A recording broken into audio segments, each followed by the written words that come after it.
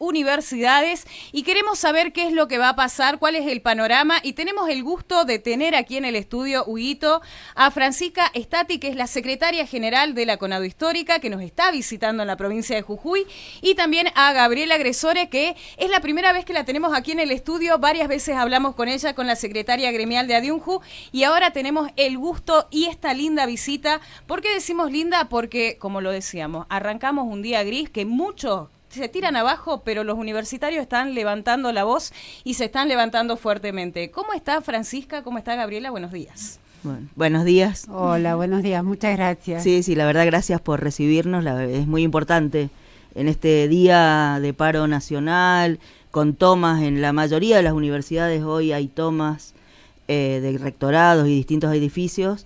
Poder estar acá en Jujuy, la verdad es que es muy bueno, así que muchas gracias. ¿Cómo la recibió la provincia de Jujuy? Vine en avión, me recibió bastante movido, te voy a decir. Muy movido, un aterrizaje bastante violento, pero bueno, nada, bien. Recién charlábamos el año pasado, estuve con otros compañeros de Conado Histórica, creo que 3 veces en la provincia acompañando el conflicto, y siempre muy bien recibidos acá por los compañeros y compañeras de Adiunju, pero en general por la provincia, por los medios de la provincia, que la verdad nos dan mucho espacio para poder, para que se conozca cuál es la situación que vivimos en la universidad, así que gracias infinitas, no nos cansamos de agradecer a quienes nos escuchan, acompañen o no lo que está pasando, porque creo que son necesarias escuchar todas las voces. Y eso es importante para nosotros también, ¿no? Para nosotras también. Así es. Gabriela, también preguntarle cómo se siente el clima, ¿no? En la universidad. Ayer hubo bastante movimiento, Facultad de Humanidades, los estudiantes que se están haciendo sentir la fuerza justamente universitaria, y también preguntar cómo están llevando adelante lo que va a ser el día después, ¿no? Desde el gremio que nuclea Adiunju. Bueno, en principio sentimos nuevamente, como el año pasado también, que estamos viviendo días históricos, ¿no? Han sido las marchas universitarias más grandes que se conocen en Jujuy, y junto con los del año pasado, que fueron muy particulares, las históricas marchas que tenemos. Las 2 marchas han sido gigantescas y sobre todo muy conmovedoras en el acompañamiento social que tiene la UNJU. Está claro, la UNJU llega a todos los rincones de la provincia y eso se siente, la importancia que siente el pueblo jujeño con su universidad y el compromiso que tenemos los docentes, pero también los sectores populares. En ese sentido, por otro lado, también es histórico las asambleas que ha habido en la facultad, inmensas asambleas. La de ayer, sobre todo, éramos cientos de personas, muchos docentes, además de los estudiantes. La verdad que una cosa muy orgullosa, y sobre todo también el clima de escucha que hay.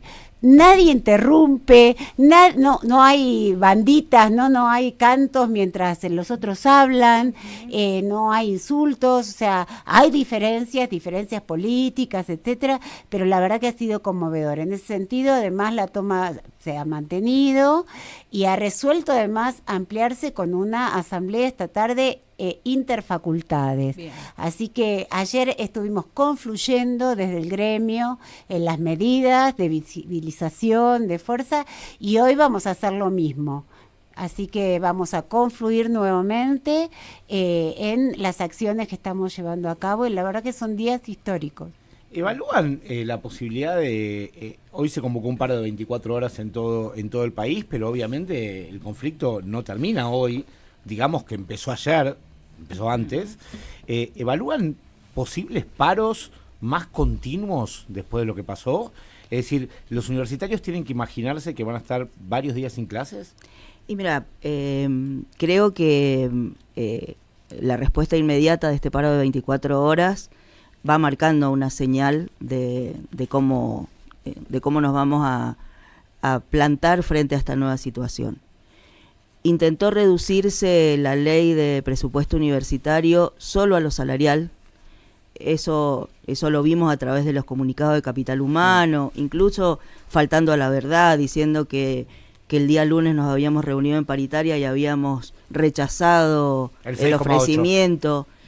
Eso no fue así, no hubo paritaria el día lunes tuvimos una mesa técnica donde llevamos números, donde desde de las federaciones le planteamos al funcionario que estaba presente cuáles eran los números que nosotros manejábamos para poder mejorar esta situación, que estaban relacionados con los números que contenía la ley universitaria. Pero digo, más allá de las acciones que podamos llevar adelante como sindicatos, que obviamente nuestra razón de ser es la defensa del salario y de las condiciones de trabajo, y como dice Gabriela, de lo que vamos escuchando que viene de nuestros compañeros y compañeras. En ese sentido, hoy al mediodía, a las 12, hay una reunión del Frente Sindical, que es el que convoca el paro de hoy. El día martes vamos a un plenario de nuestra federación de CONADO Histórica, pero también la próxima semana vamos a una reunión con el sector estudiantil. Porque la ley, e insisto, el gobierno la redujo solo a lo salarial y todos los anuncios eran hacia los diputados para que votaran el veto, el salarial está resuelto, cosa que no es cierta. No, es cierto. La ley contenía un refuerzo presupuestario para gastos de funcionamiento, contenía reconocimiento de actualización con respecto a la inflación para las becas de estudiantes, contenía algo para infraestructura, contenía también presupuesto para hospitales universitarios, para todos, porque lo último que se dedicó o llegó a los hospitales universitarios fue a parar solo al Hospital de Clínicas, a la UBA, y son varias las universidades que tienen hospital. Sí. Pertenezco a la Universidad Nacional de Cuyo, tenemos un hospital universitario, La Rioja, Córdoba, hay hospitales que no han recibido refuerzo presupuestario, contenía también para obras, investigación, que está absolutamente desfinanciada, también venía una partida para investigación. Eso es lo que los diputados, las diputadas, en minoría, porque tenemos que decir que fueron 84 versus 160, 85, 159, sí, versus 160, una minoría que alcanzó para acompañar el veto del presidente, pero que la ley era mucho más amplia y nos daba un piso de solución no solo a lo salarial, sino al conjunto del funcionamiento de la universidad. Fuera del micrófono hablamos del tema de las auditorías, sí, que es uno de lo que el gobierno permanentemente, ayer incluso no es el gobierno, el propio presidente Milei lo dijo en su discurso de ayer, de que bueno, ¿cuál es el problema? Déjense auditar, poco más dando a entender de que las universidades se resisten. Se roban la plata y resisten a mostrarse. ¿Esto es así? ¿Ustedes no se dejan auditar? Escuché lo del presidente, pero la vicepresidenta también salió a decir... Sí, digo al presidente como cabeza máxima. No, pero ¿por qué me refiero a la vicepresidenta? Porque es el Congreso quien audita a las universidades, ella es la presidenta de la Cámara de Senadores. Por lo tanto, esto de salir a decir no dejan auditarse, el Congreso tiene todas las facultades, porque es quien aprueba el presupuesto, tiene todas las facultades para mandar una auditoría. Es más, cualquier docente de la universidad, cualquier integrante, puede pedir una auditoría a la Administración General de la Nación porque tiene alguna sospecha. Y yo digo, bueno, derecho. Claro, tiene el derecho de pedir esa auditoría. Y la universidad, el rector, la autoridad máxima, que es quien lleva adelante los destinos y que pone su patrimonio personal como garantía, porque incluso como dirigente sindical, secretaria general de la CONADO Histórica, mi patrimonio personal es el que se pone a disposición de la justicia si hubiere alguna cuestión relacionada con la corrupción o lo que fuere, es mi patrimonio personal el que está en juego, de la misma manera los rectores, y si algún rectora se negara a ello, y les caben las generales de la ley de mal desempeño de funcionario público, con lo cual es bastante perverso esto de se niegan a las auditorías, hay auditorías externas, hay auditorías internas. Es más, las universidades deben enviar todos los meses qué docentes y no docentes trabajan en la universidad para que pueda venir el presupuesto necesario para los salarios. Claro, por si un docente se dio de baja de un mes. Porque en la docencia hay mucha movilidad. ¿sí? Docentes que piden licencia, docentes que de cargo de mayor jerarquía, que renuncian, que se jubilan a mitad de año, en cualquier época del año. Entonces hay mucha movilidad en la docencia y eso se debe enviar todos los años, todos los meses, perdón. Entonces es bastante complejo decir que las universidades se niegan a la auditoría. Está la CIGEN, está la AGN sí, y está la Secretaría de Educación, que tiene los datos no solo de docentes, también de estudiantes, de no docentes. Todo el paquete está en distintos software para el caso. Digo, el CIU Guaraní, el CIU Pampa, digo, ahí va cambiando, se van modernizando, pero son todos sistemas informáticos donde está toda la información de la universidad, que incluso es pública, porque somos una universidad pública. Justamente, hablando de la AGN, antes de que se ponga sobre la mesa el cuestionamiento de la duda de las auditorías, se estaba llevando adelante la auditoría de 6 universidades, entre la que estaba la del Litoral y la de Jujuy, inclusive, ¿no? Como para contarle a la audiencia de que no es una cuestión alejada y que esto no es que salió ahora y se destapó una olla, sino que el proceso viene caminando despacito desde que están los gobiernos que hayan pasado. Sí, en realidad creo que lo que hay es son maniobras para instalar una animosidad hacia la universidad pública, para desvirtuar cuál es el objetivo que tiene la universidad. La universidad, a lo largo de todos estos años, ha sido atacada por todos los flancos.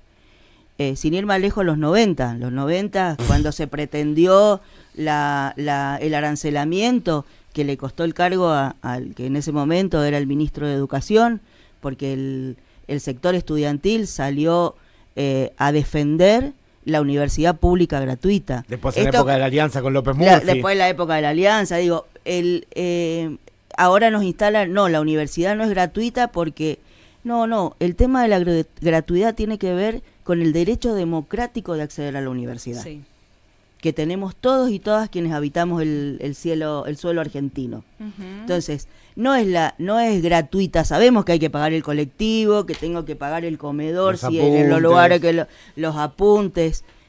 El tema es que no pagás un arancel en la universidad. Y nadie te puede decir que por raza, religión, ideas políticas, vos no podés entrar a la universidad. Entonces viene de la mano del adoctrinamiento. Entonces las universidades adoctrinan. No, en las universidades se forma y se pretende lograr pensamiento crítico, que yo pueda analizar las situaciones, que pueda debatir lo que decía Gabriela, poder escuchar al otro, a la otra, con respeto. Bueno, eso intentamos en la educación pública y fundamentalmente en la universidad pública, que quienes se forman dentro de la universidad no solamente sea un buen médico, sino que también tenga una mirada del contexto. Digo, eso es la universidad pública. Bueno, eso es lo que se ataca a lo largo de los años, con más, con menos. El blanco está en la universidad por esto mismo, porque está con la lupa sobre lo que pasa. Ahora, una consulta, ¿no? Sí. También creo que forma parte de la confusión, un poco hablábamos fuera del micrófono, tratar de aclarar algunas cosas, ¿no? Se dice, el gobierno afirma, tendrá sus razones o no, digamos, de que hay un mal gasto, ¿bien? Y dice, bueno, no se ajustan. ¿Bien? Es un poco el discurso oficial. Ahora, el gobierno hace 2 meses o 3 meses aumentó en 270% la partida para funcionamiento de la universidad. Si se malgastara o se robara la plata, es raro que el gobierno haya aumentado para funcionamiento, porque ahí estaría el robo. La otra plata es básicamente salarial. Por supuesto. Y es salarial porque ustedes quedaron, usted me puede corregir, lo mismo egresores, un 20% por debajo de los trabajadores estatales. ¿Es así? Es así. Con lo cual, el gobierno lo que se está negando ahora es a darles al aumento salarial. El aumento para funcionamiento, si bien te contenía parte del veto, ya lo otorgó. O sea que si había corrupción, dio plata para corrupción. Hay una contradicción intrínseca. Por eso hablo de maniobras y de instalar una posverdad, si querés. Totalmente, totalmente. A través de datos falsos que no tienen asidero en la realidad, que no son verdaderos, son falaces, si querés, para no decir que son mentirosos, vamos a decir que son falaces. A partir de ello creamos una nueva verdad. que se instala, esto que decíamos también hace un ratito, ¿no? Y entonces empieza a correr en la opinión pública como parte del sentido común, y se instala como una verdad. Entonces, en las universidades hay corrupción, hay kioscos, hay estudiantes inventados, entonces de la mano del estudiante inventado hay docentes que son ñoquis, porque obvio, si no tengo estudiantes y me pagan el salario, son ñoquis. Entonces, se instala una realidad que no es tal dentro de las universidades, pero creo que más allá de que se pueda escuchar en algún sector y lo toman como una verdad absoluta, creo que las dos marchas multitudinarias que hubo a lo largo y al ancho del país, la del 23 de abril y la del 2 de octubre, están mostrando que hay una sociedad que le está diciendo a Milei y a esos 85 diputados y diputadas que con la universidad no, que con la educación no, que esa es la salida que encontramos como nación, en lo individual, porque hablamos del ascenso social, hoy más complicado, obviamente, con un contexto tan difícil, es cierto, es mucho más complejo llegar a la universidad, pero sigue siendo el objetivo y el punto de partida para poder encontrar una salida.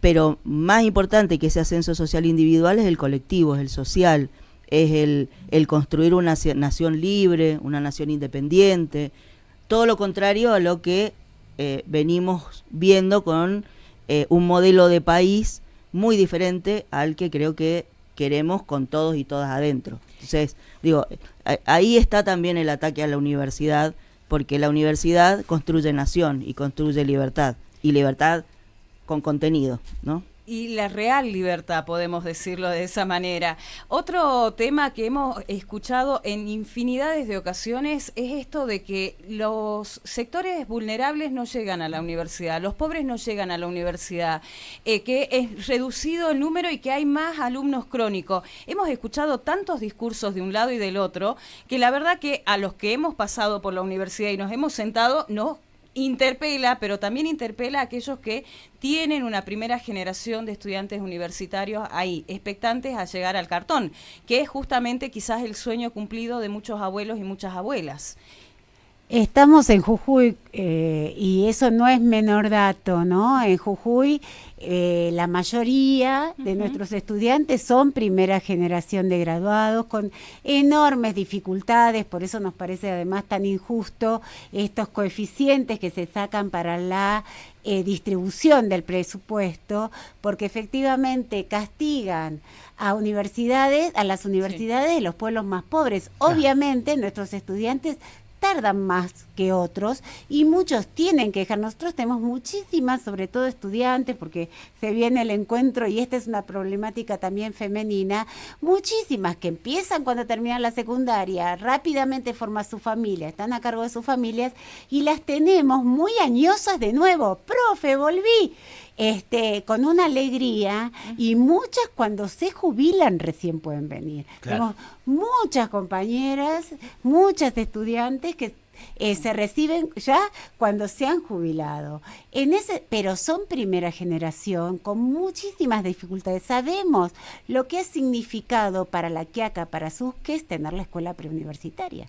Y el dolor que fue para los padres y los docentes de Susques y de Yuto cuando les anunciaron que no se iba a abrir por la recorte presupuestario el primer año de la escuela preuniversitaria. Los padres ofrecieron pagarles los salarios docentes y los docentes ofrecieron trabajar gratuitamente para que no se cierre la inscripción primer año. Por suerte ahora se ha resuelto que se vuelven a abrir, pero en esas poblaciones no es primera generación de graduados universitarios, sino graduados secundarios. En ese sentido, fundamental, la tarea universitaria en Jujuy cumple un rol de educación completa. Por eso nosotros decimos además, cuando nos dan la cifra y dicen, bueno, pero tantos no se reciben, un año, y esto lo puede decir cualquiera, la formación, incluso para el trabajo en un comercio, en una fábrica, un año en la universidad te cambia la vida. Totalmente. Te cambia la vida. Totalmente. Yo, en relación a eso también me gustaría consultarles a las dos, la que quieran responder, ¿no? Carla recién bien tocaba el tema que el gobierno hacía hincapié del tema de los supuestos estudiantes crónicos, hasta incluso como una especie de asociación ilícita, ¿no? Como si, che, vos tardás mucho en recibirte, así le robamos al Estado, ¿sí? Ahora, también uno piensa, ¿no? Si la universidad pública no alberga a las personas que más necesidades tiene, ¿para qué sirve? Un estudiante crónico en Suiza es una cosa, donde los índices de desempleo son casi cero, donde no hay marginalidad social, donde la pobreza no existe, donde uno puede dedicar su tiempo a estudiar y después a trabajar. Y otras muy distintas en un país como Argentina, en donde más de la mitad de la gente está por debajo de la pobreza, donde los estudiantes en paralelo están obligados a salir a trabajar para comer. Entonces, si encima, y eso obviamente va a tener un impacto, ¿no? Nadie niega que acá la gente en Argentina tarda más tiempo en recibirse que en Suiza o Estados Unidos. Y tiene lógica. Si encima se le cierra la puerta, esa gente directamente ya queda totalmente afuera del sistema. Entonces, la pregunta es, ¿ustedes creen que atrás de todo esto hay una intención del gobierno de privatizar la educación? ¿O es simplemente insensibilidad y equilibrio fiscal? Un poco. Durísimo. Primero cuento una anécdota porque viene de la mano de lo que decía Gabriela. Antes de la marcha nos reunimos con compañeros y compañeras de la UTEP, ¿sí? Sí. Que están en el Universidad territorio. de Trabajadores de la Economía Popular, Claro, para el que no sabe. Claro, bien. Que están en el territorio, Sí. mujeres que sostienen los comedores. Bueno, una de ellas nos decía que esa semana estaba yendo a distintas universidades del conurbano porque estaban en los actos de colación de graduados de esas universidades, porque se recibían pibes y pibas del barrio. Mira vos. Entonces, cuando Esper dice, los pobres no estudian, bueno, te digo que sí, que estudian. Con todo el sacrificio de la familia, con todo el sacrificio de no tener el pan en la mesa, pero que el pibe, la piba, termine la universidad. ¿Por qué digo un poco y un poco? Hay una política de la crueldad, digo, eso está claro, que hay medidas que se están tomando que son crueles. Fue cruel el rechazo a las jubilaciones, digo, eso es crueldad pura. Sí. Es cruel no haber repartido las toneladas de alimento pese a la cantidad de acciones judiciales, ¿sí? Bueno, eso es crueldad. Es cruel que no hayan aprobado la ley de financiamiento universitario. Es crueldad porque no es solamente contra los y las docentes, porque si no los estudiantes no hubieran salido Totalmente. como han salido. Entonces, bueno, hay un poco de eso, pero también está el tema de... Es cierto que lo que dice mi ley que no va a cerrar las universidades. Porque primero no tiene, más allá de que hoy gobierna con la ley bases, también gracias a estos legisladores y a unos cuantos más, y tiene aún el DNU 7023, que también lo habilita a seguir gobernando por decreto, desvirtuando lo que significa la democracia. No tiene atribución para el cierre de universidades, por la autonomía y la autarquía universitaria. O sea, el Ejecutivo, que pretendía a través de un decreto, ahora, si el Ejecutivo puede fusionar carreras, puede, lo que está haciendo, disminuir el presupuesto, empezar a ahogar a la universidad. Entonces, fusiono carreras, la universidad se vacía, las universidades más chicas, esto que dice Gabriela, no tengo presupuesto, no abro el primer año en un pueblito perdido que no tiene acceso y le estoy dando la posibilidad. En el conurbano bonaerense tengo una universidad que si no tengo que ir a la capital porque no tengo una universidad cerca. Bueno, ese aumento presupuestario va a llevar a una reducción de la universidad de la mano del arancelamiento, porque el objetivo es el modelo chileno. ¿Sí? Es el modelo chileno que también bastante dolores de cabeza le está trayendo. Lo vemos al presidente Boric diciendo el otro día cómo va a condonar las deudas imposibles de pagar de estudiantes. Entonces, vamos en ese sentido. Milei lo ha dicho, hemos discutido con el secretario de Educación en las pocas reuniones paritarias que hemos tenido, hemos discutido el tema porque su modelo de educación, él viene de una universidad privada, su modelo de educación es el modelo chileno. Entonces, hacia allá vamos, y eso es la resistencia que estamos teniendo. Le contamos a la audiencia, aquellos que nos están escuchando, quizás sintonizaron de casualidad, nos encontraron en algún negocio, en algún transporte público. Estamos con Francisca Stati, que es la secretaria general de la Conado Histórica, con Gabriela Agresores, la secretaria gremial de Adiunju, que si les parece interesante también pueden ver la nota completa en el Tribuno de Jujuy, en el canal de FM Sol.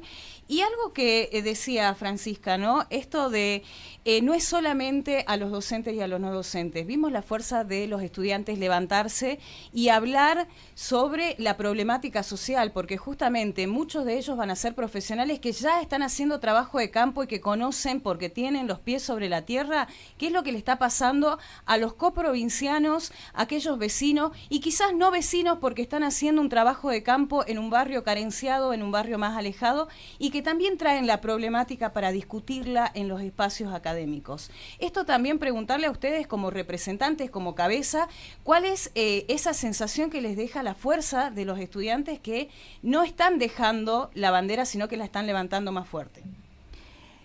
Creo que despertaron un sector que tiene una fuerza imparable. Veníamos con un sector estudiantil bastante desmovilizado, preocupadas porque no reaccionaban, porque hay todavía un sector que está, no, a mí todavía no me pasa nada, yo puedo seguir cursando, pero la situación se va a ir agravando y digo, han despertado un sector que no va a parar hasta conseguir los objetivos que se propongan.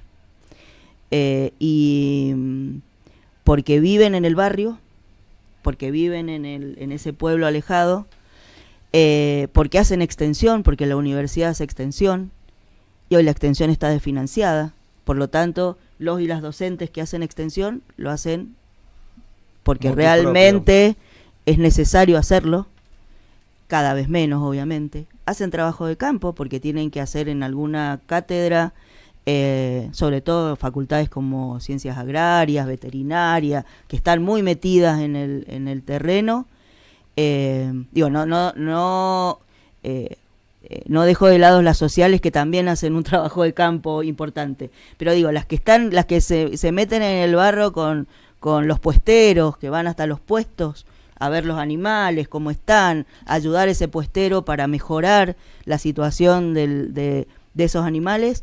Hoy eso es prácticamente imposible, tienen que dejar de hacerlo porque no hay presupuesto, estudiantes que se van a recibir sin haber hecho ese trabajo de campo, por ejemplo. Lo que va a repercutir negativamente en las personas, su desarrollo en su como profesional. Y en las personas a las que ellos atiendan, y animales, ¿no? Obviamente. Entonces es complejo. En el medio de este conflicto han sacado las becas Progresar. Exacto. Nosotros teníamos casi todos nuestros alumnos con becas Progresar.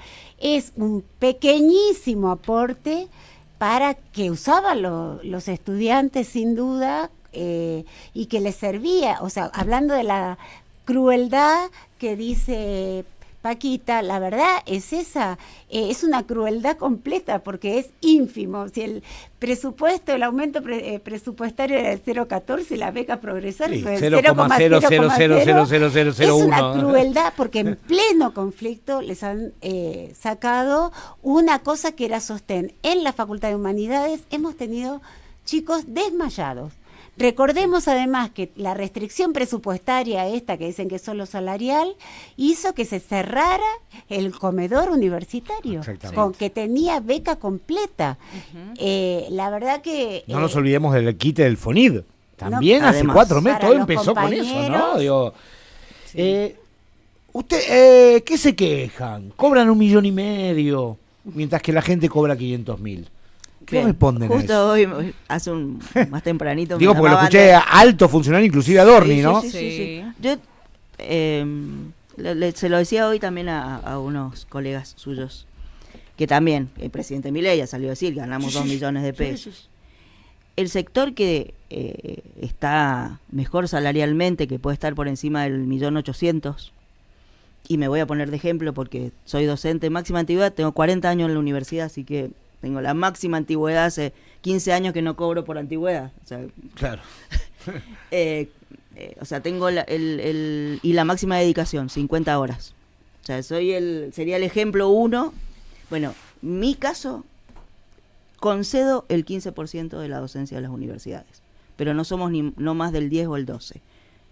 Que No cobramos entendí esto último, el 15%, perdón. 15% de toda la docencia universitaria. Cobran lo que cobras vos. Cobraría en relación a lo que cobro yo, ¿sí? Que son máxima antigüedad, máxima dedicación, más de 20 años en la docencia, 25 años en la docencia, que es el máximo de nuestra antigüedad, que tiene un peso importante dentro del salario.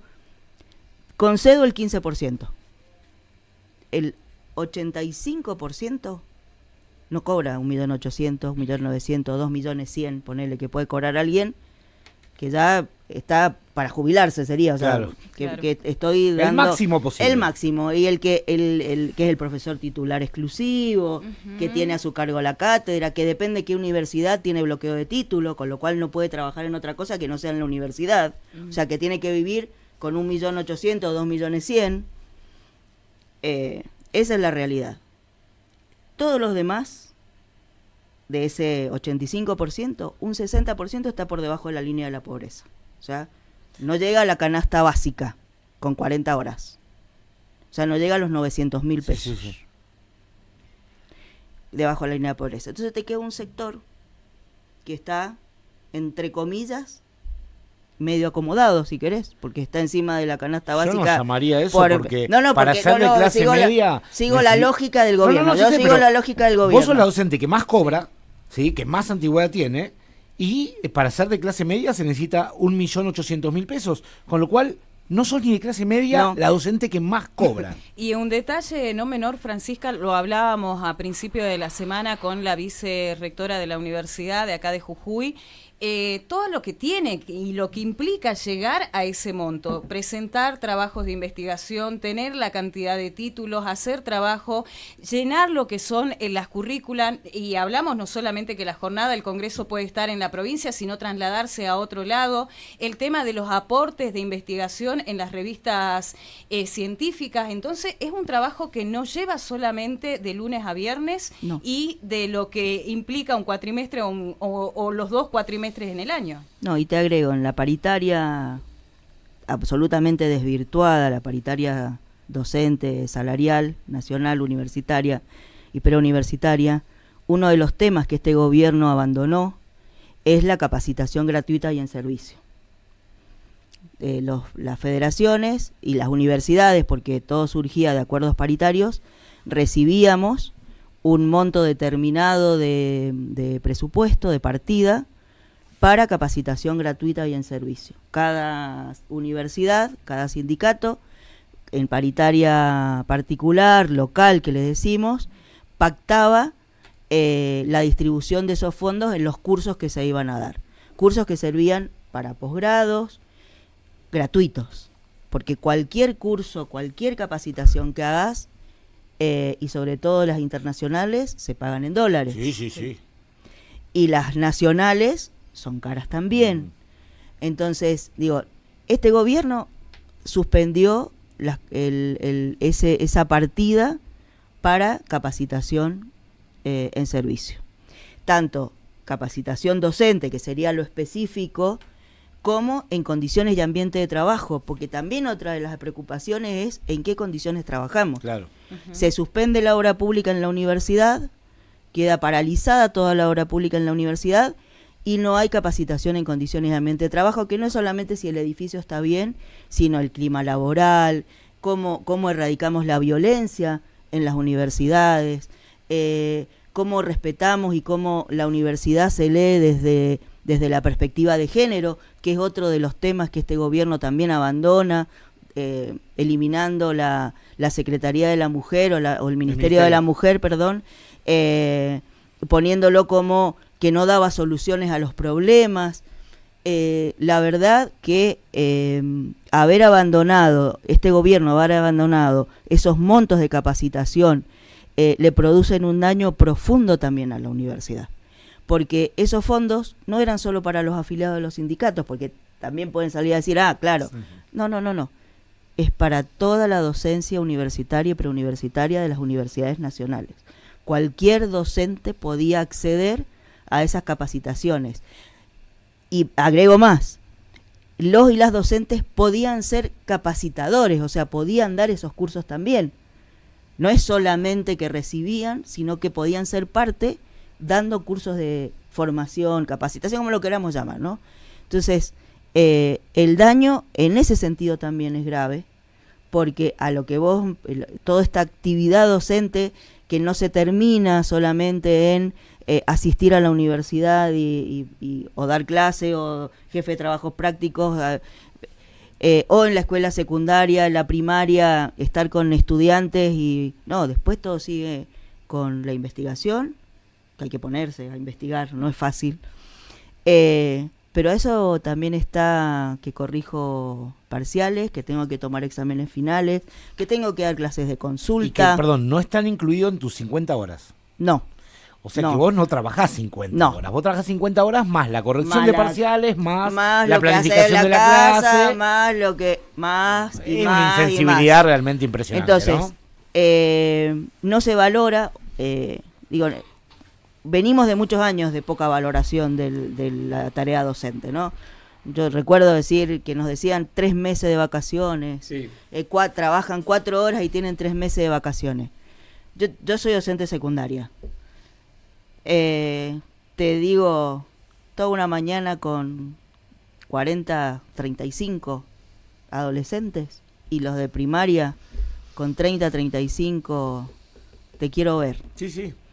Los amo y los extraño y quiero estar con ellos, con ellas, pero tenés que poner todo, no se te puede pasar nada, porque no es solamente si aprende o no aprende, si se da este proceso de enseñanza-aprendizaje, te trae toda la problemática, pasa en las facultades, te traen toda la problemática familiar, sí, que hoy no es menor.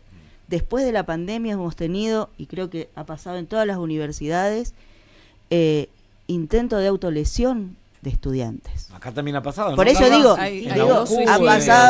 ha pasado. Después de la pandemia se agravó el tema de la salud mental, sí, de nuestros y nuestras estudiantes. Y vos como docente tenés que estar atenta también a esas situaciones. Pero te tenés que capacitar para saber cómo actuar frente a determinadas... Fíjate cómo todo se conecta con todo. Vos estás hablando del problema que ustedes como docentes tienen que afrontar ante los problemas de salud mental, y en paralelo otro conflicto se desataba con el gobierno queriendo cerrar un hospital público de salud mental, el Hospital Bonaparte, que finalmente tuvo que dar marcha atrás porque la respuesta realmente había sido incomprensible tanto para los pacientes, para lo personal que está ahí, etcétera. O sea que todo está conectado con todo. Se desfinancia la universidad, se busca que los hospitales de salud mental sean privados, donde sabemos que mucha gente con problemas de salud mental no tiene plata ni familias que los respalden para que puedan pagar un sanatorio privado, ¿no? Entonces, me parece que claramente hay una política planificada para ahí. Me gustaría hacerle por mi parte, por lo menos, una pregunta. Y volviendo un poco a lo anterior. Tenemos, para dar un poco de información, creo que la gente se lo pregunta, tenemos que esperar que, por ejemplo, la semana que viene, ustedes van a dar una conferencia de prensa ahora, tengo entendido, dentro de poquito, ¿no? Sí, en principio seguir charlando con bien. La prensa. ¿Tenemos que esperar de que haya anuncios de paro nacional para la semana que viene? No sé si la semana que viene, pero ¿para cuándo más o menos? Pero para la otra semana es muy posible que se o sea, que es muy porque posible... vamos a ver qué en esto que decía al inicio. Vamos hoy a una reunión del Frente Sindical, el martes vamos a tener a la nochecita plenario de Secretarías Generales, ahí vamos a debatir las acciones. En el medio nos tendría que estar llamando el gobierno, frente al anuncio, por ejemplo, de que va a pagar la garantía salarial retroactiva a abril, un decreto que ya está firmado por Capital Humano, pero que no tiene las partidas presupuestarias, el Ministerio de Economía no ha liberado esa partida, con lo cual está firmado el decreto, pero no hay plata. El día lunes previo a la marcha, que nos reunimos en esta mesa técnica que les comentaba, volvimos a preguntar sobre la garantía salarial y nos dijeron que todavía no estaba la partida de economía, con lo cual el comunicado de Capital Humano diciendo que, y ahora aclarando que ese va a ser retroactivo a abril, confundiéndolo con el 6,8, digo, muy confuso todo, mínimamente esperamos que la semana que viene haya un llamado a paritaria, reunión técnica, a lo que fuere, para poder entender qué es lo que están diciendo cuando anuncian el pago de la garantía salarial, que dice llegarían al salario mínimo. ¿Cuál es el salario mínimo? Definamos, no hay definición sobre el salario mínimo. Para nosotros el salario mínimo garantido debe ser, en el caso del profesor semi, es decir, de 20 horas, la media canasta básica, que son 470.000 pesos. 470.000 pesos. Sería lo esperable. No sabemos, por lo tanto, la semana que viene va a ser una semana de reuniones, asamblea en estos días, y si no hay respuesta, no hay convocatoria, es muy posible que la semana posterior vayamos a medidas de fuerza. En conjunto el Frente Sindical, bueno, eso es lo que tenemos que definir, cómo armamos la estrategia también con estudiantes que van a seguir muy movilizados, cómo armamos esa estrategia en conjunto. Así que bueno, va a ser esto, la semana que viene va a ser decisiva para la toma de decisiones de las medidas que se vienen. Aprovecho que están las dos acá y pedirles un mensaje, ¿no? Porque hay mucho discurso de odio, hay mucha desinformación, hay muchas cosas que se van replicando en las calles, que lamentablemente esto va permeando otros sectores, pero también era importante escucharlas a ustedes y desmitificar mucho de lo que se habla y se sostiene y que va empezando a perpetuar sobre el tiempo, que no nos parece tampoco como medio de comunicación replicadores de estos discursos, pero escucharlas a ustedes que están trabajando fuertemente y que vienen transitando el camino universitario. ¿Qué tienen para decirle a la audiencia que nos está escuchando? Bueno, en principio, que yo entiendo que en las universidades nacionales de Jujuy también hemos abierto un surco de respuesta, que nadie se salva solo, ya es una frase que se instaló con la pandemia, pero que en la universidad nos hemos encontrado efectivamente los distintos sectores. Recién nos llamaban incluso los otros gremios que nos dicen, bueno, cómo apoyamos, qué hacemos, cómo explicamos también contra todas estas oleadas de porquería que nos tiran encima. La universidad hoy está vista como un faro, podríamos decir, y que es una buena estrategia que nos encuentre a todos unidos, articulados y pensando en cómo construimos de conjunto, tanto sea la construcción del conocimiento, de la práctica social, de un destino para la provincia y también de nuestra lucha reivindicativa, porque también históricamente sabemos que cuando los pueblos demoran en salir a pelear, pierden cosas muy valiosas, el ferrocarril, por ejemplo. Para ir más, o sea, construcciones que uno piensa, esto no se puede tocar, y sí se toca.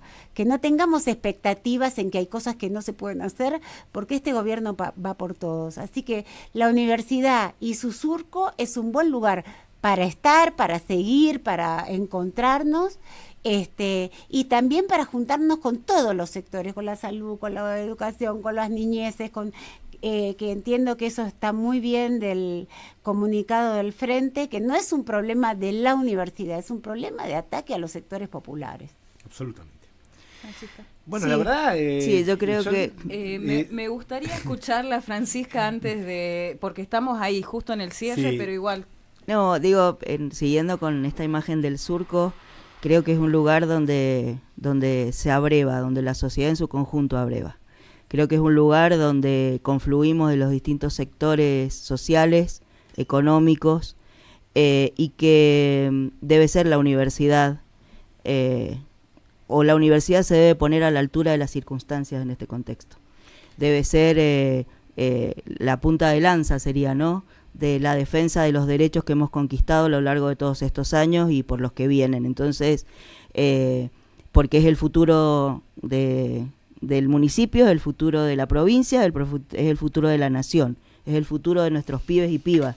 Por lo tanto, creo que hay que escuchar mucho para poder desandar los discursos de odio, creo que hay que respetar mucho, que nos tenemos que respetar mucho, pero que fundamentalmente tenemos que apuntar a la unidad más amplia con la mayor cantidad de sectores, porque el modelo que se nos impone para universidad, o se intenta imponer, es el modelo que se intenta imponer para la nación o para el país. Es un modelo para pocos, donde los muchos vamos a quedar excluidos.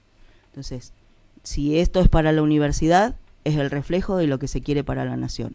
Nosotros queremos una nación libre e independiente, por lo tanto, llamamos a la más amplia unidad de todo el sector popular, si ustedes quieren, de las mayorías, ¿sí? Para no identificarlo con lo nacional y popular, que por ahí suena claro, entonces sí. No, de las mayorías. Para mí somos las mayorías, el país se construye de mayorías, no de minorías, la universidad se construye con mayorías, no con minorías, por lo tanto, hay que apuntar ahí. Solidaridad de clase, poder estar acompañando todas las luchas, toda la defensa de la salud, de la educación, pero la universidad hoy debe ser la punta de lanza que unifique todas las peleas, porque el objetivo de la universidad es construir una nación para inclusiva, construir una universidad, seguir construyendo una universidad pública, gratuita, de ascenso social, como derecho democrático de acceso, libre de violencias, en esto que decías vos, fundamental que la universidad sea libre de violencias, que tenga perspectiva de género, que la perspectiva de género no es una política, no es una ideología. Otra de las cosas sobre las que se cargó este gobierno en una lucha dialéctica, ¿no? Total. Ideología de género igual, ir a pintar las No, la ideología de género no es eso, la ideología de género es poder mirar a la política desde la ternura, desde la comprensión, sin agresividad, sin violencias. Eso es la política de género. Por lo tanto, hacia allá vamos, ese es el mensaje a todas las familias, a los miles y miles de trabajadores y trabajadoras que hoy están sin trabajo, los abrazamos, las abrazamos, y que tenemos que salir en unidad y organizados y organizadas para que no destruyan lo mucho o poco que hemos construido a lo largo de estos años. Muchísimas gracias a las dos por visitarnos. Nos parecía fundamental cerrar la semana escuchando las voces importantes, ¿no?, que han sido los actores, y como no lo podíamos dejar de poner sobre la mesa el tema universitario, la lucha y cómo va a continuar, vamos a estar atentas. Así que, Francisca, le agradecemos un montón por la visita, a Gabriela también. Las puertas de la radio van a estar abiertas para lo que necesiten y vamos a estar atentos a toda la agenda que se viene de ahora en más. Bueno, muchísimas gracias. Está el encuentro de mujeres y diversidades acá en Jujuy, sí. Así Le que vamos a dar difusión, por supuesto. también va a ser un tema muy importante donde nos vamos a encontrar docentes, no docentes universitarios y universitarios, pero donde también vamos a encontrarnos con otros sectores que participan, y va a ser un momento muy especial para poder discutir qué universidad necesitamos. Así que nada, la convocatoria también para que participemos. Bueno, en mi despedida yo quiero decirles que me quedé con muchas cosas de esta conversación. En primer lugar, me parece muy importante el perfil que las dos tienen, un perfil tranquilo, un perfil explicativo, un perfil alejado de la confrontación. Admito que pensé que a lo mejor veníamos a una charla un poco más beligerante, teniendo en cuenta el fuerte, digamos, problema que están atravesando. Me parece que le están dando una lección al gobierno, justamente, que está dando un mensaje mucho más agresivo, mucho más confrontativo, tratándolos de ubicarlos en un lugar de victimarios, de alguna manera, de ladrones, de quién sabe qué. Y bueno, la verdad me dio un cierto orgullo ver cómo están peleando por la educación pública, y sobre todo explicarle a la gente: la docente que más gana en toda la Argentina no es de clase media según el INDEC. Entonces, dejemos de repetir pavadas y ocupémonos de lo que nos tengamos que ocupar. Dicho sea de paso, Manuel Adorni, el vocero presidencial, gana 2 sueldos tuyos, ¿sí? Los me parece. diputados que votaron Bueno, ayer, ganan 3 sueldos, ganan los 4 diputados que votaron sueldos ayer, tuyos. algunos docentes universitarios, debo Bueno, decir. esa gente, sin embargo, no escucha al presidente decirle ni que se bajen el sueldo ni nada. Felicitaciones. No, gracias a ustedes. A Muchísimas disposición. gracias. Muchísimas gracias. Ahí estuvimos con Francisca Staiti, que es la secretaria general de la Conado Histórica, también Gabriela Gresore, que es la secretaria gremial de Adiunju. Nosotros quedamos brevemente con música y enseguida volvemos con la última parte del Minuto a Minuto. Inicio de espacio publicitario. Escuché latido.